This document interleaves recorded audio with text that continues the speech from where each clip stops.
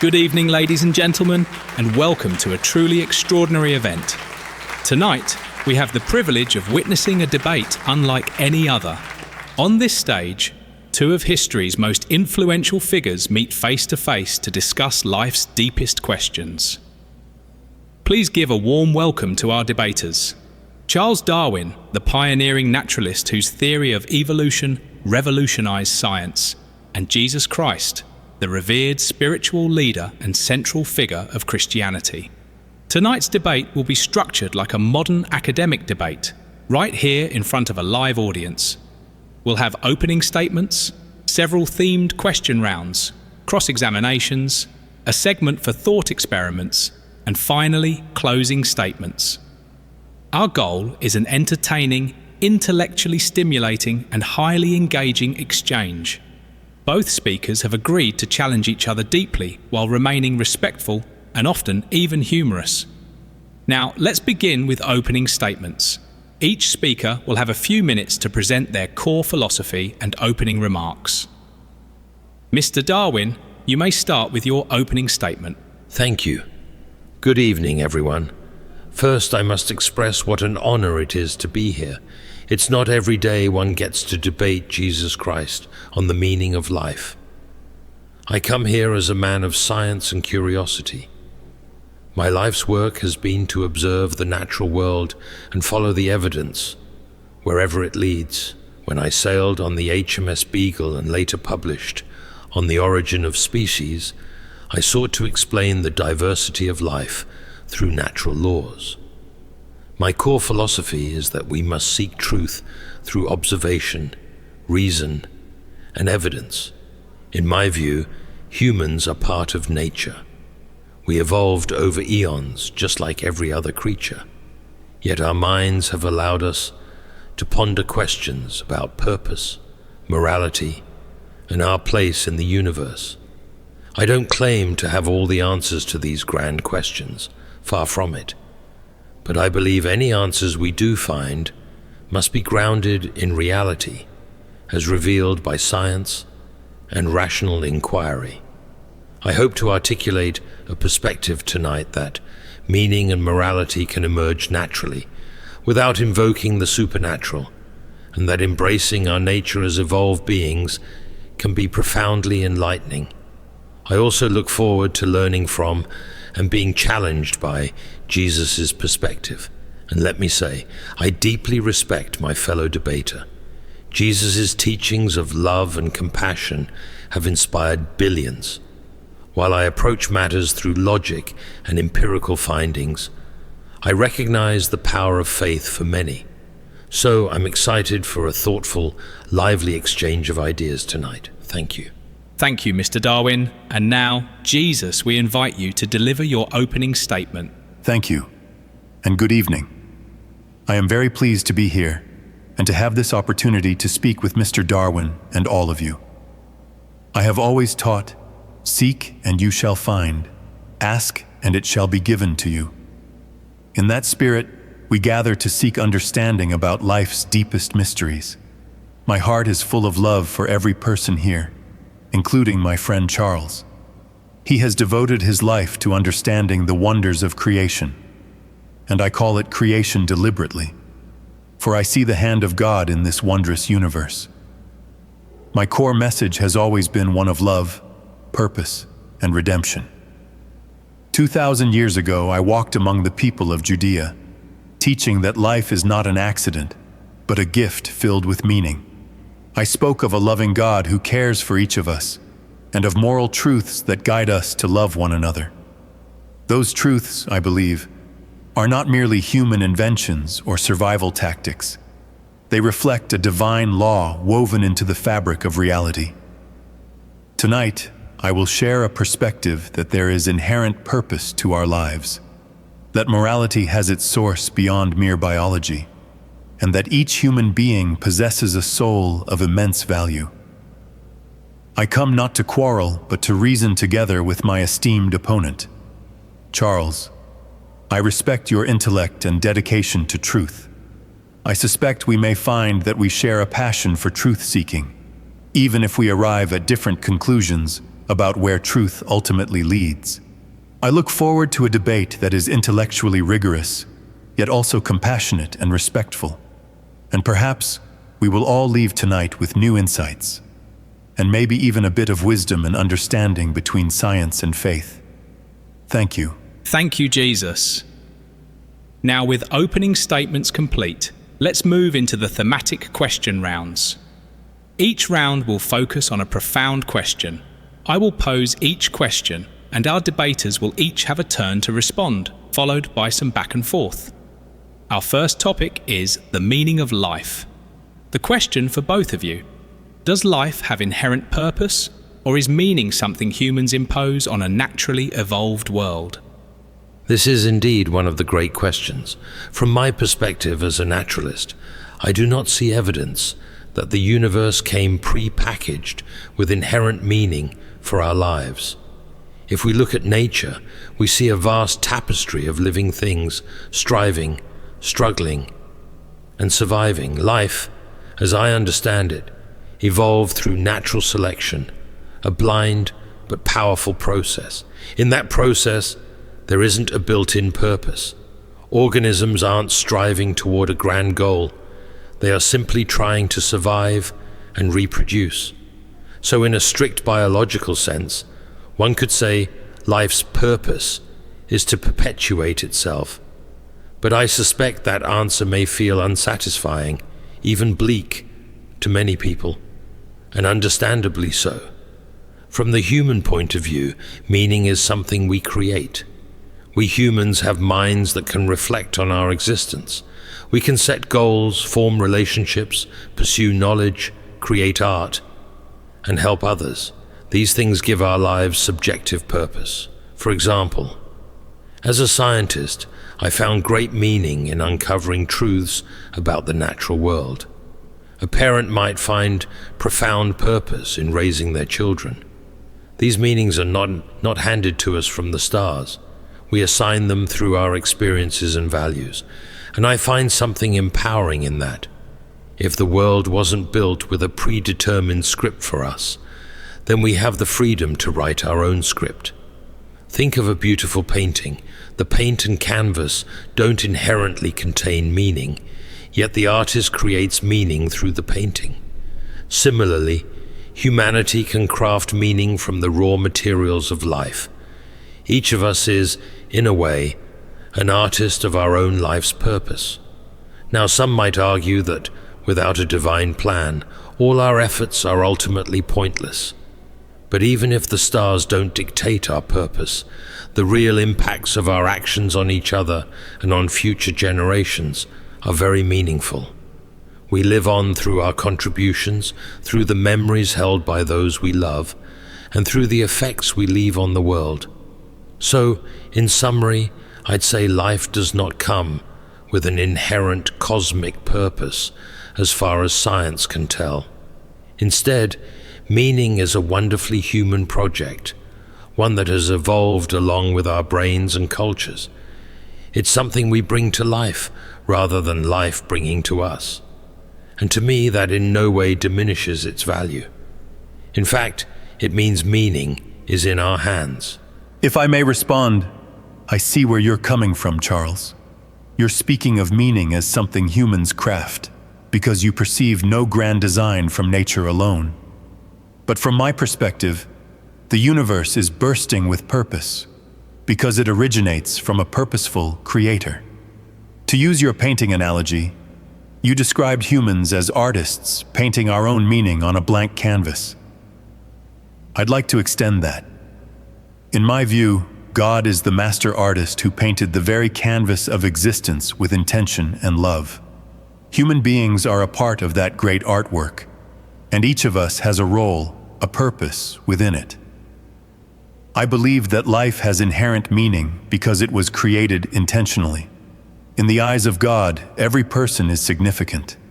I taught during my time on earth that even a sparrow doesn't fall to the ground without the Father knowing, and that every hair on your head is numbered. These images were meant to assure people that their lives matter deeply in the grand scheme. There is a loving intelligence behind our existence. You, me, everyone here, we're meant to be, and meant to do something with our time that accords with a higher purpose. Now, that doesn't mean people can't set their own goals or find personal meanings day to day. They certainly do. But I would suggest that those personal meanings often align with a deeper, inherent purpose that comes from God's moral and spiritual framework. For example, you mentioned a parent finding purpose in caring for children, or someone finding meaning in helping others. From my perspective, that's not just a human choice in a vacuum. It resonates with the inherent purpose God instilled in us, to love one another and take care of each other. When we engage in acts of love, compassion, creativity, or the pursuit of truth, we are tapping into the larger purpose that the Creator intended for humanity. It's like we have an innate compass pointing towards meaning that aligns with God's love. I'd also like to address the fear that without a divine plan, life is meaningless. I agree with you, Charles, that humans desperately seek meaning, but I see that very quest as evidence of a higher purpose. Why would the human mind yearn for meaning if meaning didn't in fact exist? It's as if we feel a call toward something greater. I would say that call is from God, an invitation to discover the purpose laid out for us. When people feel despair or a lack of meaning, it's often because they feel disconnected from that higher purpose. On the flip side, when people do connect with what they believe is a calling, whether spiritual or even a secular passion, they often describe it in almost spiritual terms, a profound fulfillment. That, to me, hints that inherent meaning is real, and when we align our lives with it, we flourish. In sum, I maintain that life does have an inherent purpose, given by God. We are not accidents. We're here for a reason: to learn, to grow, to love, and ultimately, in my belief, to be in relationship with our Creator and each other. Humans certainly explore and express meaning in many ways individually, but behind it all, there is a fundamental purpose to being alive. Jesus, that's a beautifully articulated perspective. If I may offer a brief rebuttal. You mentioned that our yearning for meaning is evidence of a higher purpose calling to us. Another way to look at it is that our brains evolved to seek patterns and intentions, traits which were very useful for survival. It's true, humans tend to look for meaning. We see shapes in clouds, we invent stories about the stars. I'd argue this doesn't necessarily mean a grand meaning exists. It could simply be a byproduct of our cognition. Our ancestors who found meaning and order might have been more successful in navigating the world than those who saw only randomness. Thus, natural selection favored a sense of purpose. In other words, we might be hardwired to feel there is meaning, whether or not an inherent one truly exists. That said, I don't dismiss how powerful and comforting the belief in inherent purpose can be. I know many find solace and motivation in believing I am here for a reason. My caution would be that we shouldn't accept a notion as true just because it is comforting. We have to consider evidence, and from a scientific standpoint, while I respect your view deeply, I haven't seen evidence that convinces me there is a cosmic plan for each of us. The universe could be indifferent, and we simply must make the best of it. I appreciate that perspective. It's true that comfort alone isn't proof of truth. Faith is not about wishful thinking. It's about trust based on spiritual conviction. For me and many others, the evidence of inherent meaning is found in spiritual experience, in Scripture, in the very existence of moral law and beauty, things we might discuss more as we go on. Those may not count as scientific evidence, but they are deeply real to billions of people. Ultimately, whether life's meaning is inherent or self-made might be one of those questions that science and faith approach differently, and it's a question that defines how we live our lives. I think we've laid out two contrasting views for now. One, that meaning is a human project emerging from an evolved mind. The other, that meaning is bestowed by a higher power and discovered by the mind and soul. I suspect our audience will be eager to hear how these views play out as we discuss more specific topics. Our next question digs into morality. Did morality evolve for survival, or is it a divine structure beyond biology? Charles, let's start with you this time. Morality is a fascinating topic, and one I gave much thought to in my later work. From the standpoint of evolution, I would argue that our moral sense did evolve, primarily because it provided survival advantages to our ancestors. Let's consider our close animal relatives. We see precursors of moral behavior in the animal kingdom. Chimpanzees, for instance, demonstrate empathy and fairness on a basic level. They will console distressed companions, and they react negatively if they perceive injustice in experiments. These are not fully articulated moral codes, of course, but they hint at social instincts that promote group cohesion. For early humans, living in tribes, having a sense of right and wrong would be highly beneficial. Groups in which individuals helped each other and followed rules likely survived and outcompeted groups that were chaotic or selfish. Cooperation and altruism can be advantageous. A lone human is vulnerable, but a community that supports one another thrives. So natural selection could favor instincts like empathy, fairness, and loyalty, the building blocks of morality, because they help the group survive, which in turn helps individuals and their genes survive. Over time, as our brains grew more advanced, these instincts were supplemented by reasoning and culture. Humans could reflect on their actions. We developed ethical philosophies and laws.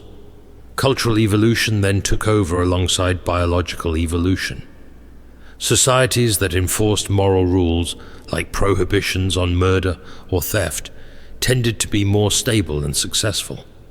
These rules get taught to children, creating a tradition of morality that can persist even if specific behaviors no longer have a direct survival benefit. In short, I see morality as something that emerged from our nature as social animals. It likely began as evolutionary instinct and then was elevated by our unique cognitive abilities into moral principles. That's why many moral values are common across cultures, because they have deep roots in what helped humans flourish. This view also explains why morality can feel so natural to us, why we have conscience pangs when we do wrong, and feelings of satisfaction when we do right. Those could be seen as the results of biological and social conditioning shaped over millennia. For example, a mother sacrificing for her children feels deeply right to us because species that lacked that protective instinct didn't pass on their genes as successfully. Even something like the Golden Rule resonates because those who followed such a rule would create more harmonious communities, benefiting everyone. Now, some worry that if morality evolved, it's just a product of biology, and thus not real or important. I'd argue the opposite. Understanding that our moral sense has natural origins doesn't cheapen it. Rather, it shows morality is deeply rooted in who we are as humans. We don't need to invoke something supernatural to explain why we feel compassion or guilt. These feelings are part of our evolutionary heritage, and morality has continued to evolve. Our ancestors might have only cared about their immediate tribe, but today many of us feel moral concern for people across the world. An expansion of empathy, perhaps an ongoing cultural evolution of our moral circle. So yes, I see morality as likely evolved from social instincts and shaped by reason and culture. I appreciate the analysis, Charles. There's a lot of truth in the observation of moral behavior across species and cultures. but I see morality as going beyond just survival mechanics. In my view, morality is a reflection of a divine law, an absolute standard of goodness that exists beyond any one creature or society. Humans didn't invent this moral law from scratch, nor did we simply evolve it by necessity. Rather, I believe God wrote it on our hearts. That is why core moral principles, like love, honesty, justice, have such a universal and binding character. Let's talk about that sense of binding moral duty. Most people feel that some actions are just inherently right or wrong, regardless of whether they are advantageous. For example, even if someone could steal and get away with it, they often feel it's wrong to do so. If a powerful person could harm a helpless person without repercussions, something inside us cries out that it's unjust, even if the perpetrator could benefit in a survival of the fittest sense. Morality often calls us to sacrifice rather than survive at all costs. Where does that come from? If morality were purely a product of evolution, we would expect it to always align with survival or reproduction. Yet, history is full of moral heroes who acted against their own survival interests for a higher good. Think of those who risk their lives to save strangers, or saints who give up all worldly pleasures to serve the poor. In fact, I myself taught, greater love has no one than this, to lay down one's life for one's friends. Such ultimate acts of self-sacrifice don't square neatly with a morality equals survival utility equation. They point to a moral calling that transcends self-interest. Why do we admire those who do what is right even when it hurts them? Because deep down, we recognize a moral truth that goodness is higher than mere survival. I believe that recognition is our conscience attuning to God's standard. God, as the source of goodness, imbued creation, especially humans, with an understanding of right and wrong. That's why, as you noted, Charles, many moral values are common across cultures. From my perspective, it's because we're all guided by the same divine law, even if we interpret it differently at times.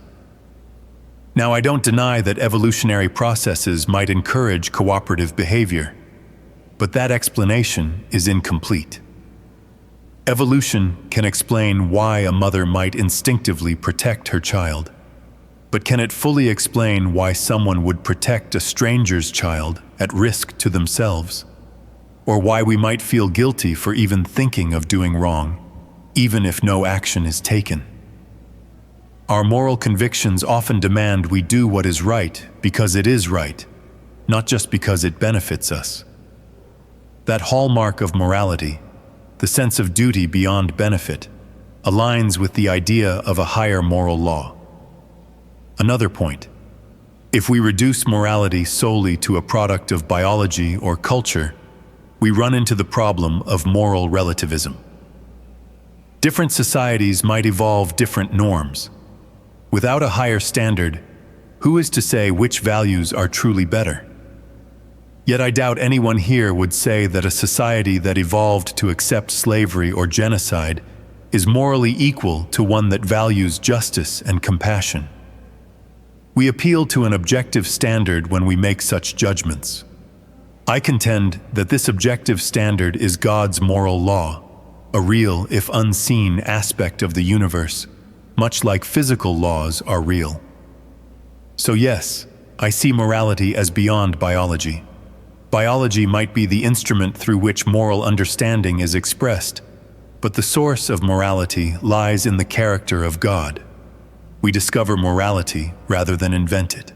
Jesus, you raise an important challenge. If morality has just evolved, does that mean anything goes? I'd respond that even without invoking the divine, we can reason about morality objectively in terms of human well-being. Think of it this way: morality evolved because it worked to make life better for creatures like us. Even if we set aside God, we can measure better in terms of reducing suffering, promoting flourishing, etc. Many philosophers have argued that objective moral values can be grounded in such criteria. It's not simply might makes right or cultural whim. There are rational arguments why, say, kindness is superior to cruelty. Also, regarding self-sacrifice and high altruism, one might argue that, while an individual's action seems contrary to survival, it can benefit the group or the species, which from an evolutionary perspective still carries forward something. Some biologists have considered group selection, or the idea that evolution sometimes operates at the level of groups. If early human tribes revered heroes who sacrificed for others, those tribes might thrive and pass on that cultural value of heroism. That can hardwire a degree of selflessness into our psyches. We feel it strongly, and yes, it often overrides personal benefit. But that might be precisely because evolution equipped us to sometimes put the tribe or others first under certain circumstances. I understand that view, and it does attempt to account for noble acts in evolutionary terms. But it still seems to me something is missing. Even if group selection plays a role, it's still a kind of survival calculus. The moral glory of a martyr isn't that they helped pass on genes, it's that they stood for what is right or saved someone out of pure love. That quality of goodness feels like more than just biology's programming. Many who perform such acts do so out of a conviction that it's simply the right thing, perhaps even feeling guided by God or a principle higher than themselves. However, I do agree with you on one thing. We should use reason to discuss what is moral. Even without reference to God, one can discuss morality in terms of human well-being and logic. If something is truly morally good, it should promote genuine human flourishing. The difference is, I ground that flourishing in a divine plan, whereas you ground it in evolutionary and social utility. Our third question examines human nature itself. Are humans naturally good but flawed? Or are we advanced animals subject to natural selection? Jesus, you have the floor first. Human nature has been debated for ages. From my perspective, humans occupy a unique place in creation. I would say humans are created good, in the image of God, but we are also flawed by our own misuse of free will, what religious tradition calls sin. When I say good, I mean that at our core, we have the capacity for kindness and truth. When I say flawed, I refer to the fact that we often stray from that goodness. We can be selfish or cruel. I emphasized both the high worth of humans and our need for redemption. For example, I taught people to love their neighbors and even their enemies because every person has value. Yet I also confronted hypocrisy and wrongdoing, urging people to repent of their sins. This paints a picture of human nature as something noble that can fall short of its noble purpose. Now, how does this compare to saying we are advanced animals? I won't deny that biologically, humans are indeed animals. We have bodies with DNA. We eat, sleep, and reproduce like other creatures. But focusing only on that aspect misses our transcendent qualities. Humans have self-awareness, moral understanding, creativity, and spiritual capacity in ways other animals do not. I see those qualities as signs of the divine image in us. We have a soul, and with that soul comes moral responsibility. An animal follows its instincts. If a lion kills a gazelle, we don't call the lion evil. But if a human commits murder out of malice, we do recognize a moral failing. That is because humans, unlike animals, have the capacity to know right from wrong and choose otherwise. So, I'd summarize human nature as fundamentally good in design and intention, endowed with great potential, yet imperfect in execution. We are children of God who sometimes behave like lost children. You present a very ennobling view of humanity, Jesus. My perspective shares some observations, but interprets them differently. I see humans as biologically continuous with the rest of the animal kingdom.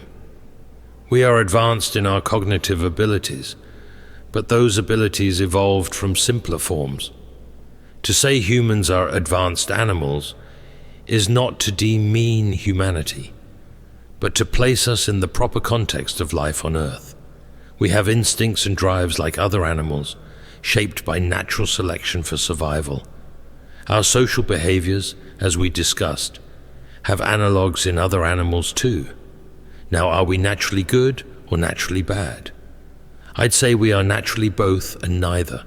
We have pro-social tendencies like empathy and also selfish tendencies like greed from our evolutionary inheritance. For our ancestors, sometimes cooperation was key, sometimes competition. We carry those potential behaviors within us. I don't view this as a result of an original sin, but rather a straightforward outcome of being a highly adaptable species. We're not perfect because evolution builds in trade-offs. Our intelligence, for example, can be used for good or evil. I see no evidence we began in a moral paradise. Rather, it's been a gradual process. The Eden story can be seen metaphorically, perhaps for how human self-awareness brought moral knowledge. But scientifically, I'd say we've always been working with a mix of instincts. We improve over time by learning, shaping better societies, and yes, evolving culturally. I find it interesting you mention Eden. In my tradition, we do speak of a fall from grace, connected to humanity's moral awakening. You see it as neutral. Humans became clever enough to do good or evil. I see it as a tragic misuse of freedom. Where we differ is on what that awakening means. You say it's just how evolution made us. I say our sense of something went wrong is real, our separation from God. But you're correct that we don't see a record of a perfect moral past. So in that sense, the Eden story is theological. Regardless, it conveys a truth. We can be great or terrible, and we feel torn about that duality. True. Perhaps it's the tension between our ancestral instincts and our advanced reasoning. That internal struggle is real. I don't require a supernatural explanation for it, but I acknowledge it's a core feature of being human. Let's move to a closely related topic: free will. Is free will real, or is our decision-making just a biological program shaped by evolution? Jesus, please lead on this one. One of the gifts I believe God has given humanity is free will, the genuine ability to choose between different courses of action. It is essential, the basis of morality and love. If one cannot choose to do good, doing good has no meaning. I have always invited people to follow me, implying they can accept or reject that invitation. From a scientific perspective, free will is questioned because our brains follow physical laws. But I respond that free will operates in tandem with our biology. The soul or conscious self uses the brain as an instrument. Damage the brain and you impair expression. But that doesn't prove the absence of the soul. Yes, there are experiments showing subconscious processes initiate decisions before conscious awareness. Still, the fact we can deliberate, weigh right and wrong, and override impulses suggests freedom. Society itself assumes we have at least some degree of choice, otherwise holding people accountable would be unjust. From my faith standpoint, love is the highest value, and it must be freely chosen. That is why free will is part of God's plan. We can choose love or reject it. That freedom is risky because we can misuse it, but it makes our lives meaningful. Free will is perplexing indeed. Evidence suggests that much of what we do is shaped by our genes, our environment, and subconscious brain activity. Neuroscience shows decisions can be predicted from brain signals before people feel they've chosen. One could argue we're passengers in a biological machine, but I don't deny we experience choice. Perhaps we define free will as acting in accordance with our desires. Yet do we choose our desires? They come from nature and nurture. Philosophers debate this fiercely. A strict materialist might say free will is an illusion, but we keep the concept for practical reasons, like morality and law. If we believed no one had any real choice, society would unravel. So even if everything is determined by neurons, we live as if we have free will. There might be a middle ground. Maybe we're heavily influenced by biology, but we still have a capacity to reflect and modulate our behavior. Whether that capacity is truly free or just another neural process is hard to say. But that's where I land. We act freely in a subjective sense, yet it may all be underpinned by the brain's workings. I appreciate that you see there's a level where we speak of choice, even if physics might be deterministic. From my viewpoint, genuine free will is real, and it's a mystery how it meshes with the physical brain. But I maintain that moral and spiritual freedom is part of who we are. Moving to round 5, Machiavellian ethics. Is wrongdoing ever necessary for a greater good, or is morality absolute and unchangeable? Charles, you're first. This question often arises in hard scenarios. Sometimes choosing a lesser evil to prevent a greater evil seems morally necessary. Think of lying to an enemy in wartime to save lives, or lying to protect someone from a killer. Lying is normally wrong, but in that context, it could be right. It's basically a utilitarian approach. Weigh outcomes and choose the path that maximizes well-being or minimizes harm. I admit there's a risk of sliding into ends justify the means, where terrible acts are rationalized for a supposed greater good. That's dangerous. But moral absolutism can also be dangerous if it leads to refusing to intervene in dire circumstances. So I favor a pragmatic ethic. Generally follow moral rules, but in rare cases break them if it truly prevents greater harm. There is wisdom in cautioning against rigid legalism or naive utilitarianism. I teach that the highest law is love. If two virtues conflict, choose the path that most fully expresses love. I don't advocate anything goes to achieve a greater good, but if you must do something normally prohibited, like lying, to save innocent lives, it could be the most loving action. It doesn't make lying good in itself. It means you're prioritizing life over truth-telling in that moment. So I believe morality is absolute in principle. Love, honesty, compassion. Yet the application can vary in complex situations. We must never act out of malice or selfishness and then excuse it as a means to a good end. So in practice, we might come to the same decision, albeit from different frameworks. I might say lesser evil, you might say higher love, but we'd both lie to the killer at the door. Precisely.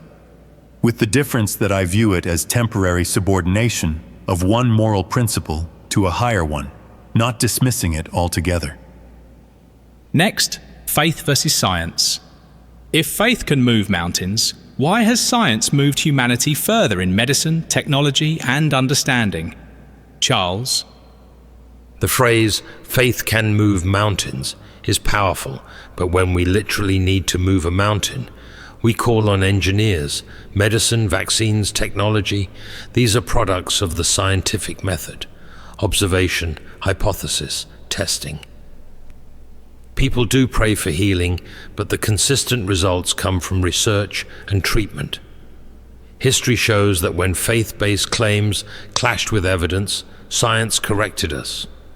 That said, I don't deny faith has personal value. It can comfort and provide moral structure.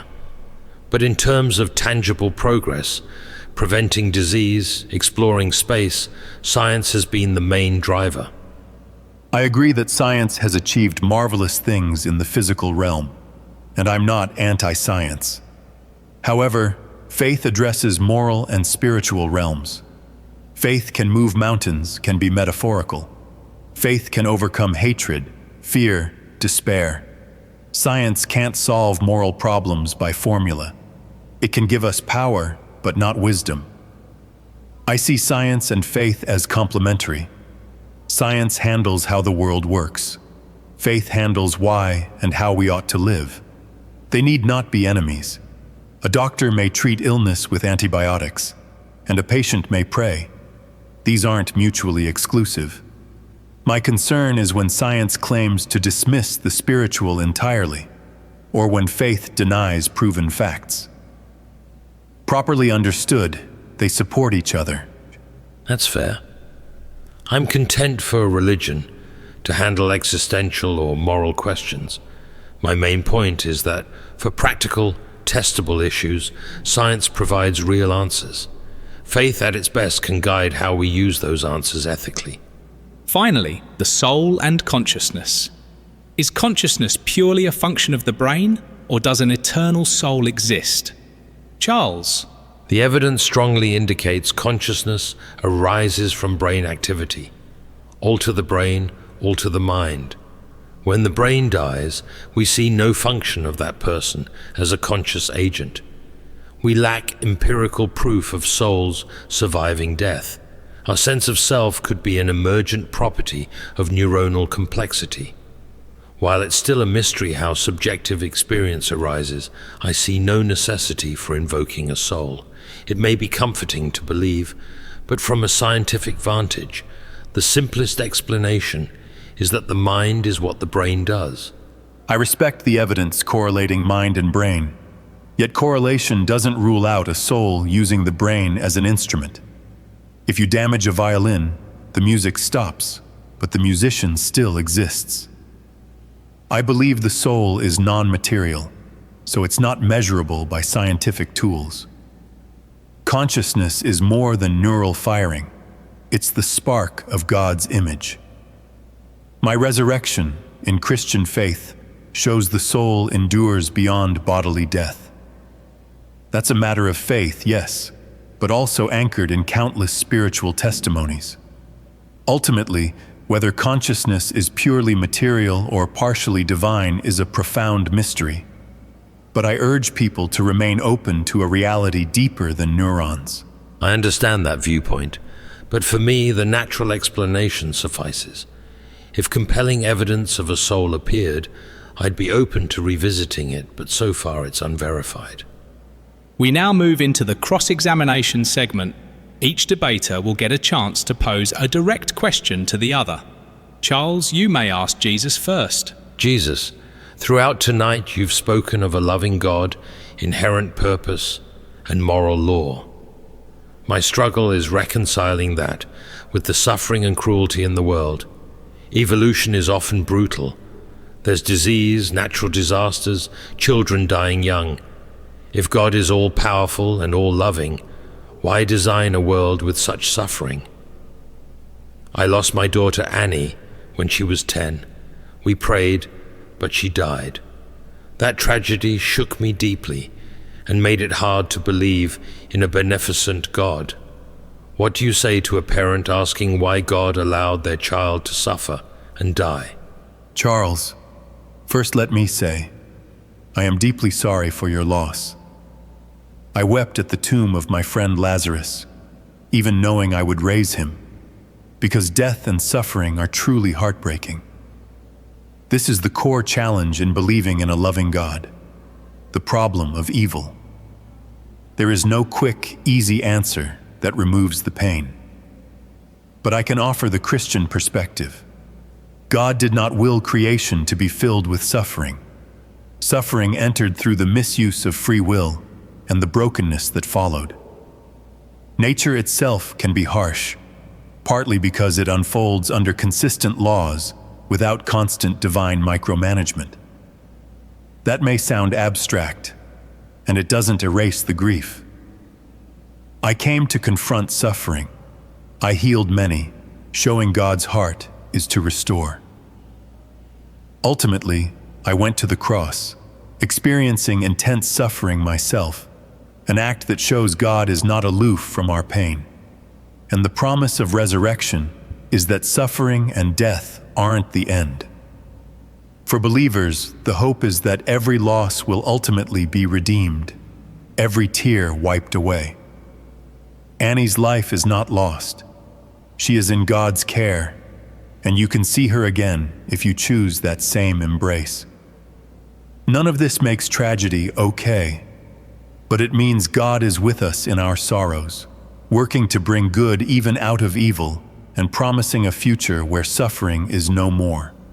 I know it doesn't fully satisfy the ache of losing a child, but that is what I can say. God understands and shares our anguish, and the story isn't over at death. Thank you for that heartfelt answer. I still struggle to see it in the light of a larger plan, but I do respect the comfort it provides. Part of me wishes I could share your confidence in a reunion with Annie, but I must follow what I can reason and observe. Still, your words help me understand how faith grapples with suffering. Now, Jesus, it's your turn to question Charles. Charles, you have championed reason and evidence. My question is, what gives you hope and meaning personally, since you don't believe in a divine plan or afterlife? How do you handle hardships and mortality? And if you ever sensed something beyond the material, how would you interpret it? Good questions. In a world without God, I find meaning in love and family, the bonds we share that make life worth living. I find wonder in exploring nature's mysteries, which can feel spiritual. In a sense, though I don't label it divine, there's also a sense of legacy. I hope my work and kindness positively affect others after I'm gone. Regarding mortality, I accept it. We return to the earth. There's a natural cycle. It's not always easy, but it motivates me to cherish life while I have it. If I ever had a profound experience that seemed beyond the material, I'd investigate it. I'm open-minded but cautious, looking first for psychological or natural explanations. I won't say I'm closed to the possibility of something more, just not convinced yet. Thank you for sharing that. I respect your sincere pursuit of truth and your deep care for humanity. It shows that even without explicit faith, one can still love, wonder, and act morally. I believe those qualities ultimately reflect God's image, even if not acknowledged as such. But I appreciate your honesty, Charles. Now, let's move into a couple of quick hypothetical thought experiments. First, if we had technology to remove all aggressive or selfish impulses, guaranteeing a peaceful world but significantly reducing free will, would you support it? Tempting in theory, but I'd be extremely cautious. Turning humans into programmed pacifists robs us of genuine choice and creativity. A lesser tweak might be fine, lessening extreme aggression, but removing free will undermines the meaning of moral action. So I'd reject a total programming of goodness. I also would reject it. Forced goodness isn't true goodness. Love must be free. Without the possibility of choosing otherwise, virtue loses its meaning. God desires peace, but not by making us puppets. Lighter scenario, you two are stranded on a desert island with one loaf of bread for a week. What happens? First, I'd look for other food sources. Failing that, I'd propose we ration the bread equally, or maybe Jesus could multiply it. But yes, practically, we'd cooperate. And we'd chat about life's mysteries to distract from hunger. My plan A might indeed be a miracle. Absent that, I'd gladly share, perhaps letting Charles have a bit more if needed. We'd survive together and have some fascinating conversations. And finally, the classic trolley problem. A trolley is barreling toward 5 people. You can pull a lever to divert it onto a track with one person. Do you pull the lever? I would, reluctantly. Losing one life is tragic, but 5 is worse. Utilitarian reasoning. I wouldn't pull the lever if it means directly taking an innocent life. I'd try to find another way to save them all. But if forced to that choice, I'd rather not become the agent of one person's death, even to save 5. Thank you for indulging these hypotheticals. Now we move to closing statements. Charles Darwin, you first. Thank you. This has been a remarkable discussion. We've touched on meaning, morality, human nature, free will, ethics, faith, science, and the soul. I maintain that a worldview grounded in nature and reason can provide purpose and moral insight. Humans are part of evolution, and our values emerge from our social instincts and our capacity for empathy. This in no way strips life of wonder. Instead, it can heighten our appreciation for the rare gift of existence. I respect Jesus' vision of love and redemption, though I don't share the supernatural basis. Yet we often converge on compassion, truth, and bettering the world. Science is a powerful tool for solving material problems, and faith or philosophy can guide our moral use of that power. My hope is that we continue to learn, question, and empathize with each other. That combination of curiosity and kindness can carry us far, whatever our beliefs. Thank you for listening, and thank you, Jesus, for a conversation that was both enlightening and humane. And now, Jesus Christ. I want to echo Charles's thanks. It has been a true honor to share this stage. I've offered a perspective that our lives have inherent purpose, rooted in a loving God who calls us to love in return. I believe morality, meaning, and even consciousness point to a spiritual dimension. Yet I respect Charles's emphasis on evidence and reason. In fact, faith and reason need not conflict. Science explains how the world works. Faith asks why and how we should live. My parting invitation is: seek truth, both in the natural world and in your inner life. Love one another and strive for compassion and justice. If you do that, I believe you will find God, or at least find the best within yourselves. Thank you all, and may you be blessed with understanding and peace. Let's give a round of applause to both Charles Darwin and Jesus Christ for this enlightening debate.